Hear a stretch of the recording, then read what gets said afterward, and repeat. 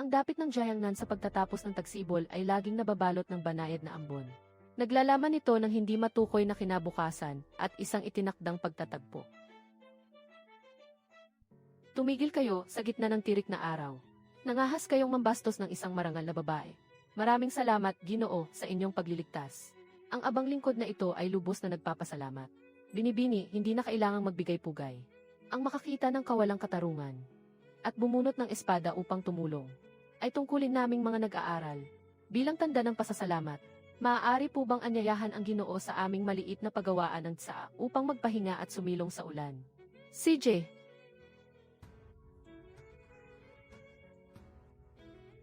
Ang mga bulaklak ng peach ay namumukadkad. Nagniningning ang kanilang kagandahan. Bagamat may hangin at ulan, ang kulay nito ay lalong tumitingkad. Pakinggan mo ang aking sambit sa labas ng kortina ng peach blossom. Umiihip ang hanging silangan. Ang puso ng tagsibol ay patungo sa mga bulaklak ng haitang. One King. Kapag ako ay nagtagumpay at naging Zhuangyuan, tiyak na babalik ako upang pakasalan ka. Sa buhay na ito, hindi kita bibigyan.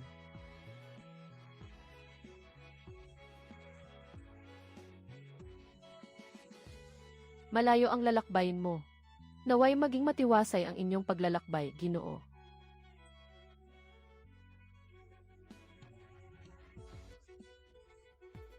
Ang Zhuangyuan para sa taong ito ay si Shen Yanqiu, hahaha. Tunay ngang isang kahangahangang Ginoo, at ang kanyang pananalita ay hindi pangkaraniwan. Dumating ang magandang balita sa mansyon ng Su. Sa mansyon ng Su, dumating ang magandang balita. Si Su Wanqing ay labis na nagalak, gayunpaman sa dulo ng liham. Masyadong abala ang mga gawain sa kabisera. Maghintay ka muna ng pansamantala. Ang ilang salitang iyon ay nagdulot ng bahid ng pangungulila sa kanyang mga mata. Zhuangyuan Shen. Basta't magkaisa tayo. Kapag naupo na ako sa trono, ang posisyon ng punong ministro ay para sa iyo lamang. Salamat sa inyong magandang hangarin. Ngunit mayroon na akong sariling pasya. Ang Shen Yanqiu na iyon ay tila may angking galing. Hindi ko alam kung ano ang tingin mo sa kanya, Yanran. Ama, binibiro niyo na naman ang inyong anak. Alam kong may itinatangi na ang iyong puso. Ngunit ang katayuan niyo ng anak ng mga ngalakal na iyon ay langit at lupa ang agwat. Hindi iyon maaari. Kung pakakasalan mo ako, tiyak na tutulungan ka ng aking ama na mabilis na umakyat sa kapangyarihan. Binibining Liu, kami ni Wanqing ay matagal nang nangako sa isa't isa para sa habang buhay. Sa buhay na ito, wala na akong ibang pakakasalan kundi siya. Pakiusap, igalang niyo ang inyong sarili. Enye, pagsisisihan mo ang iyong kapalaluan sa araw na ito. Binibini, malalim na ang gabi. Mas mabuting magpahinga na muna tayo. Hindi, King. Pupunta tayo sa kabisera. Kailangan ko siyang mahanap. Binibini, mahahanap nga kaya natin si Ginoong Shen. Tiyak na mahahanap natin siya. Binibini, narito na tayo. Anong nangyayari? Ito ba ang mansyon ng Shen? Mayroon bang pagdiriwang sa mansyon? Opo, ang aming amo. Pagkaraan ng 3 araw ay pakakasalan na ang anak ng punong ministro. Wanqing, bakit ka nandito? Nakikilala mo pa ba ang pendant na jade na ito? Ang lahat ba ng ating mga sumpa ay kinalimutan mo na? Sa isang sulok sa harap ng pintuan ng mansyon ng Shen, nakita ng katulong ni Liu Yanran ang tagpong ito mula sa malayo. Ang kanyang mga mata ay kumislap, at tahimik siyang bumalik sa loob ng mansyon. Nagmamadaling tumakbo palabas. Binibini, may masamang balita. Anong nangyari at tila nagkakagulo kayo? Binibini, malalim na ang gabi. Humanap muna tayo ng matutuluyan. Bakit? Bakit ito nangyayari?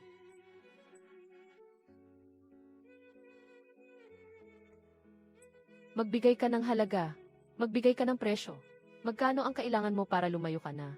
Kuya Yanqiu. Ang pagsasama namin ni Shen Yanqiu ay hindi masusukat ng anumang halaga ng salapi. Ipagpaumanhin nyo, ngunit hindi ko matutupad ang inyong utos. Masyado kang mapangahas at wala sa lugar. Enye. Haha. Ginoong Yanqiu, sinasabi ko sa inyo, Akong si Shen Yanqiu, sa buhay na ito, ay walang pakakasalan kundi si Wan King lamang. Kaya mabuting talikuran mo na ang iyong balak habang maaga pa. Tayo na. Wan King, patawad. Ako ay naging inutil. Si Liu Hong ay may malawak na kapangyarihan, nangangamba ako na. Hindi kita sinisisi. Gaano man kahirap ang landas sa ating harapan. Sasamahan kita sa bawat hakbang. Wan King. Napakagaling mo, Shen Yanqiu. Ayaw mong dumaan sa madaling usapan. Kaya dadaanin kita sa malupit na paraan. Tinitiyak ko na masisira ang iyong dangal at pangalan. Narinig niyo na ba ang balita? Ang Zhuang Yuan sa taong ito ay nakapasok pala sa listahan sa pamamagitan ng panunuhol at pandaraya. Ano, hindi maaari. Posible kaya ang ganyang kalapastanganan. Tunay ngang nabulok na ang moralidad ng ating lipunan. Isinusumbong ko ang bagong Zhuang Yuan na si Shen Yanqiu sa salang pandaraya sa pagsusulit. Nagsusumamo ako sa mahal na hari na ipag-utos ang isang masusing investigasyon. Ang kasong ito ay ipinaubaya ko sa pamamahala ni Liu Hong. Ano man ang mangyari, inumin mo muna ang mangkok na ito ng sopas na ginse. Huwag mong hayaang manghina ang iyong katawan sa sobrang pagod. Nangangamba lang ako na hindi na kita mabigyan ng mapayapang buhay. Sa tindi ng pag-aalala, inutusan ni Wan King si King He na bumalik sa Jiangnan upang humingi ng tulong. Habang siya naman ay nagsimulang magmanman ng mga balita sa mga lansangan. Ginamit niya ang lambing at talino ng isang dilag mula sa Jiangnan upang makipag-ugnayan sa mga mangangalakal at may-ari ng tsaa sa kabisera at makipagkaibigan sa mga tagapamahala ng mga bahay tuluyan. Dahan-dahan niyang natuklasan na ang mga usap-usapan tungkol sa pandaraya sa pagsusulit ay sadyang ipinakalat ng mga tagasunod ni Liu Hong at ang mga tinatawag na ebidensya ay gawa-gawa lamang ni Liu Hong. Binibini, narito na po ako. Napakabuting balita ng sulat mula sa inyong pamilya. Ang aking ama ay handang tumulong sa atin. Binibining Su, matagal ko nang naririnig ang iyong tanyag na pangalan. Kung papayag si Zhuang Yuanshen na maglingkod sa ikalawang prinsipe, matitiyak ko ang kanyang kaligtasan at walang anumang panganib na darating. Maraming salamat sa inyong magandang intensyon, Ginoo. Wan King, pagod ka na. Kung wala na talagang paraan, sumuko na tayo. Iuwi kita sa Jiangnan upang mamuhay ng payapa doon. Hindi, ang iyong mga pangarap ay hindi dapat magtapos dito. Kailangan kitang tulungan. Base sa mga pahiwatig mula sa mayamang mga ngalakal.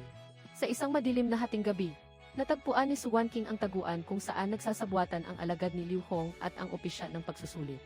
Matapos ang mahabang pakikipagtagisan ng talino. Sa wakas, mula sa mga kamay ng taong iyon, nakuha niya ang peking liham na ginamit bilang ebidensya. Ito na ba iyon, Wan King? May pag-asa na tayo. Nais kong isumbong ang Trong Beasley de Liu Hong sa pagbuo ng paksyon para sa sariling interes at sa pagpapakana laban sa mga tapat na lingkod ng bayan.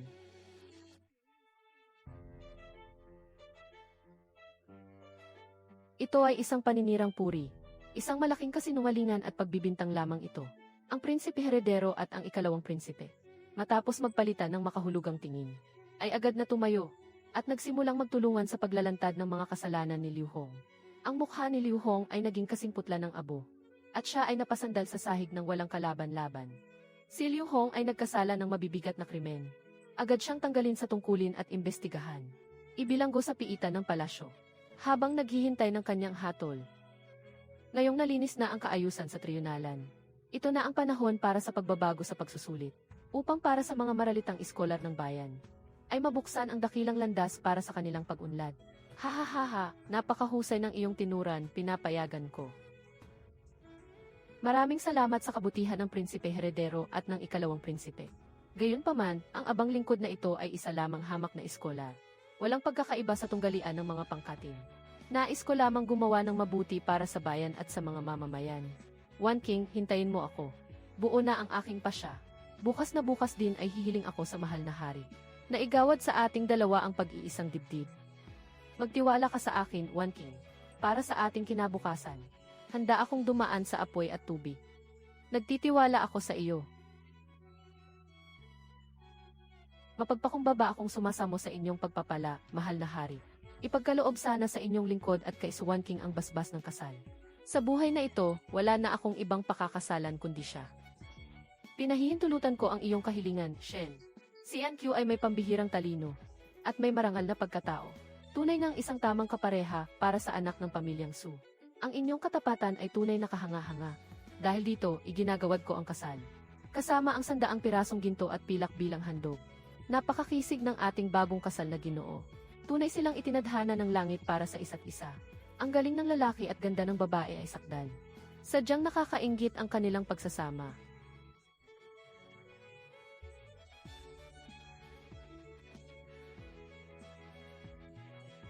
Sumapit na ang mapalad na oras. Ang pagtatali ng buhok ay tanda ng sumpaan. Naway magkaisa ang ating mga puso magpakailanman. Sa buhay na ito at sa mundong ito, nais kitang protektahan sa lahat ng oras. Hindi ko bibigin ang pusong ito. Nais ko ring kasama kang tumanda hanggang sa pumuti ang ating mga buhok. Sa buhay o kamatayan, hindi tayo maghihiwalay. Tapos na ang seremonya ng kasal. Napakasarap sa pakiramdam na nasa tabi kita. Ang magawa ang lahat ng ito para sa iyo ay nagbibigay ng labis na kagalakan sa aking puso. Ginoo, may mabilis na mensahe mula sa malayong hangganan. Binasa ni Shen Yanqiu ang liham. Ang ngiti sa kanyang mukha ay biglang naglaho. Napalitan ito ng matinding pagkabahala. Hating gabi sa palasyo ng dinastyang Dasheng, sumasayaw ang liwanag ng mga kandila. Hindi mapakali ang emperador at pabalik-balik sa paglakad. Ang mga opisyal sa bulwagan ay nakayuko at tahimik. Isang ulat mula sa hangganan ang nakalapag sa sahig. Ang mga salitang naglalarawan ng sunod-sunod na pagkatalo ay masakit sa mata. Napakabigat ng atmosfera sa loob ng bulwagan. Nagboluntaryo si Shen Yanqiu na pumunta sa hangganan upang pamunuan ang laban. Kasama ang mga kawal, handa siyang mabuhay o mamatay. Upang protektahan ang lupain ng ating Dasheng. Ipinahihintulot ko ang iyong hiling. Iginagawad ko sa iyo ang banal na espada. Umalis ka na agad. Tinatanggap ng inyong lingkod ang atas. Sa kalaliman ng gabi, sa ilalim ng ilawan, si Suwan King ay nananahin ng isang makapal na balabal para kay Shen Yanqiu. Sa ibabaw ng mesa ay nakahanda na ang mga gamit sa paglalakbay. At isang agimat para sa kaligtasan na hiningi niya mula sa templo. Kinuha niya ang agimat. At maingat itong inilagay sa loob ng isang mabangong selyo. Mag-iingat ka sa lahat ng bagay. Hihintayin ko ang iyong pagbabalik. Kapag muling namukadkad ang mga bulaklak ng peach, tiyak na babalik akong matagumpay mula sa digmaan. Hintayin mo ako. Opo. Mapanganib ang sitwasyon ng digmaan sa hangganan. Kaya kayang patatagin ni Shen Yanqiu ang sitwasyon. Anong mga hindi inaasahang krisis ang kanyang kakaharapin? Ang sabaw na ito ay napakalinaw na parang sa lamang kang nakakakita ng anino. Paano pa tayo makakalaban sa ganitong kalagayan? Nabalitaan ko na ang mga rasyon mula sa palasyo ay hinarang sa daan. Pinabayaan na ba tayo? Sa loob ng tolda ng general sa hating gabi, isang lampara ang kumukurap. Seryosong sumusulat si Shen Yanqiu ng liham para sa palasyo. Humihingi ng agarang rasyon ng pagkain at mga gamot. Sa labas ng tolda, ang malamig na hangin ay may kasamang ubo ng mga kawal. Lalong bumibigat ang bawat hagod ng kanyang panulat. General, hindi sa kami ay natatakot mamatay. Ngunit sa sobrang gutom, halos hindi na namin mahawakan ang aming mga espada. May asawa at mga anak pa akong naghihintay sa akin sa bahay. Isang lihim na sulat mula sa hangganan ang bumasag sa katahimikan ng mansyon ng Su. Binuksan niya ang papel. Hindi siya mapakali dahil sa hirap na inilalarawan sa sulat. Puno ang kanyang mga mata ng pag-aalala para kay Shen Yanqiu. Ang kanyang tingin ay bakas ang matinding pangamba para sa kapakanan ni Yanqiu. Mababakas sa kanyang mga mata ang matinding pag-aalala para kay Shen Yanqiu. Nasa bingit ng panganib ang ating bayan. Bawat mamamayan ay may pananagutan sa kanyang bansa. Nakikiusap ako, tulungan ninyo ako sa laban na ito. Iligtas natin ang mga kawal sa hangganan mula sa nagbabagang panganib.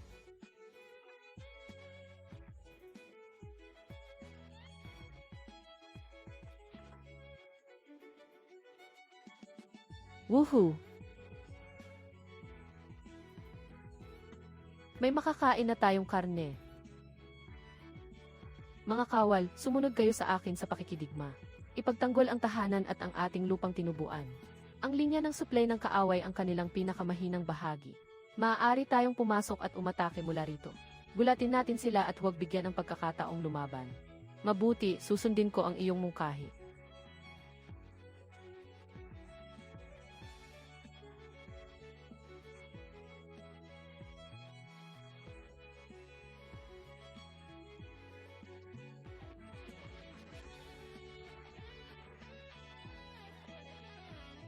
Ah!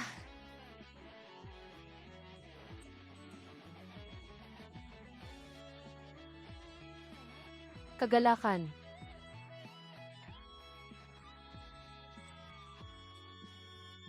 Hahaha, sa wakas ay magbabalik ka na rin. Ah!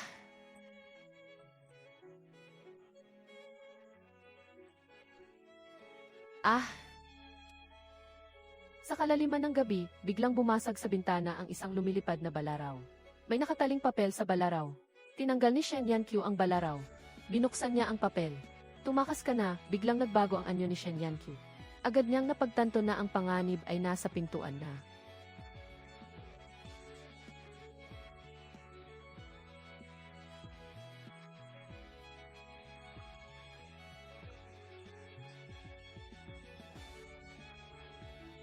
Tila mas mapanganib pa ang daan pabalik sa kabisera, kaysa sa mismong larangan ng digmaan.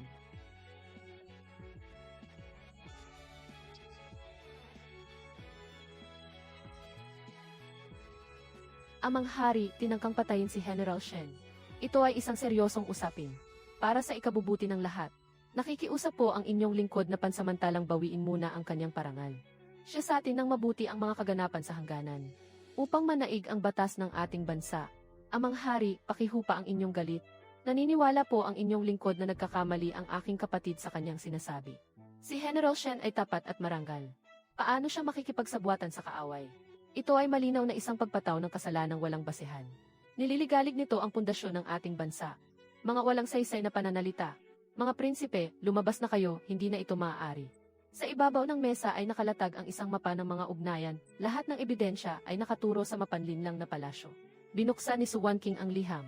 Kakaunti lamang ang nakasulat sa liham. Ngunit sapat na ito upang siya ay makaramdam ng panghihina at matinding takot. Sa paglubog ng araw, pinangunahan ni Shen Yanqiu ang kanyang mga kawal sa pagdating sa kabisera. Mahal na hari, ang bagay na ito ay nakuha mula sa katawan ng salarin. Ang kanyang estilo sa pakikipaglaban ay hindi mula sa mga aksyong nu. Isa itong madilim na balak na binuo ng mga makapangyarihan dito sa loob ng kabisera. Kung totoo man o hindi ang usaping ito, ang ikalawang prinsipe ay kasalukuyang kaharap ang isang mahiwagang tagapayo na nakasuot ng itim. Naglalaro sila ng ahedres sa loob ng isang lihim na silid. Tila ang lahat ay nasa ilalim ng kanilang kontrol. Sa kabilang dako, sa loob ng palasyo ng silangan, ang prinsipe heredero ay balisang naglalakad pabalik-balik. Nagpapakawala siya ng galit sa kanyang mga tauhan. Malinaw na ang takbo ng mga pangyayari ay lagpas na sa kanyang inaasahan. Lihim mong kontakin agad si General Zhang sa hangganan. Ipadala mo rito ang lahat ng mga dokumento ng digmaan sa nakalipas na buwan. Siguraduhin mong magmadali. Kalaliman ng gabi, si Su Wanqing ay may hawak na lamparang langis. Maingat niyang sinusuri ang kasuotan ng salarin. Mula sa loob ng tahi ng damit, nakakuha siya ng isang palawit na gawa sa jade. Sa ilalim ng liwanag ng apoy, napatitig siya nang makita ang kakaibang simbolo sa jade. Tama nga ang aking hinala, siya nga, dahil hindi niya ako makuha sa kanyang panig. Nais niya akong itulak sa kamatayan. Napakagaling na prinsipe heredero. Napakalupit ng iyong mga paraan. Isang patalim na may dalawang talim para sa ikalawang prinsipe. Nais niyang gamitin ang aking mga kamay upang pabagsakin ang prinsipe heredero. Kung hindi, ang kawalang katarungang ito ay hindi kailanman malilinis. Ang katapatan ko ay para lamang sa mahal na hari. Ang inyong lingkod, si Marquis ng Zenbei Shen Yanqiu, ay inirereklamo ang prinsipe heredero sa kanyang inggit at paninirang puri. Sa pagtatangkang pinsalain ang kaayusan ng palasyo. Ang palawit na jade na ito ay pagmamay-ari ng salarin. Ang disenyo nito ay para lamang sa mga bantay ng prinsipe heredero. Ipiit ang prinsipe heredero sa loob ng palasyo ng silangan. Siya sa atin ng buo ang kasong ito. Simula sa araw na ito, ibalik ang kanyang dating tungkulin. Ibalik ang kanyang katayuan bilang Marquis ng Zenbei. Maraming salamat sa inyong dakilang biyaya, mahal na hari. Sa ilalim ng papalubog na araw, magkatabing nakatayo sina Shen Yanqiu at Su Wanqing sa ilalim ng namumulaklak na puno. Nagkatinginan ang dalawa at mumiti, hindi na kailangan ang mga salita. Matapos ang unos, lalong tumibay ang kanilang pag-ibigan.